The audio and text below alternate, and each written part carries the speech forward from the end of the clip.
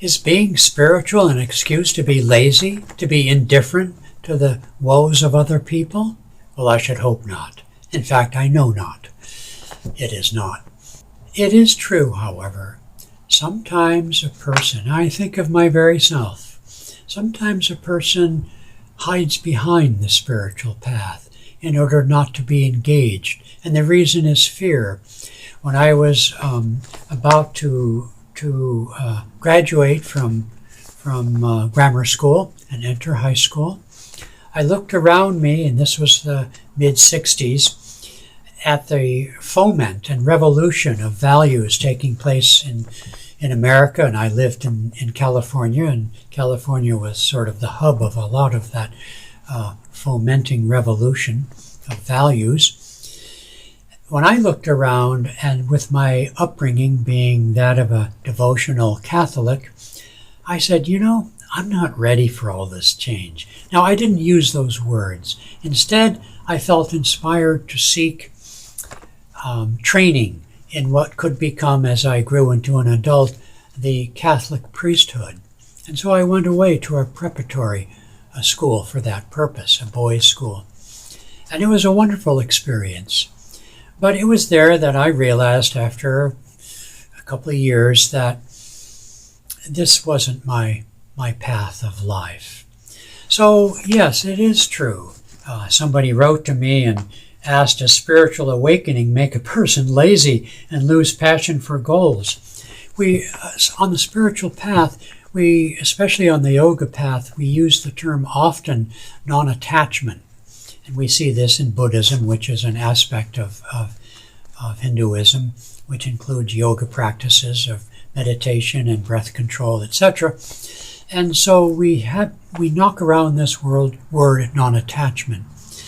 And it's very often this path, the yoga path, the meditation path, is presented in literature and art and comics as being literally above it all. The guru is at the mountaintop, and you see the guy climbing the mountain, usually in some Larson comic or something, asking what's the meaning of life. And there is truth to that. Non-attachment is a fundamental aspect of the spiritual path, not just yoga, all true faith traditions. There needs to be a certain detachment, but it's not detachment from other people, it's detachment from me, from my desires, from my opinions, from my attachments, not other people.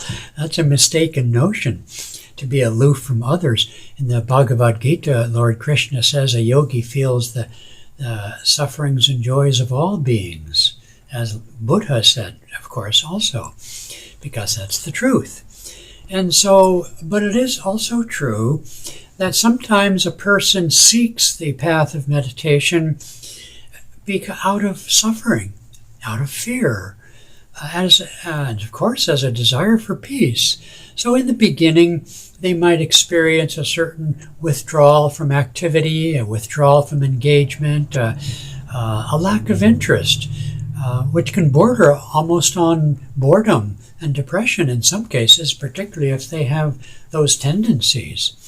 And so, yes, this is a good question the person asked, because there's, among yogis, meditators, there are people who are inclined towards depression, boredom, laziness. So it is a very good question, but I assure you, it takes great energy and willpower, concentration, devotion, vitality, energy to meditate deeply. And out of the stillness, we have a song that we sing in our Sunday services. Out of the darkness came the song. Out of the silence came the song of creation. Out of the darkness came the light.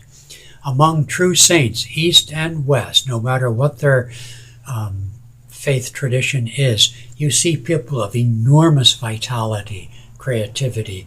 Now it can express itself in different ways. Some are more hermits, others are more, outward in their activity and so forth. But within them and around them, their magnetism is great power and vitality. So much so that those who are not in tune with that are often put off. And sometimes people like that get nailed to a cross one way or another. So it's a very good question. It's a pitfall for spiritual seekers to be aware of.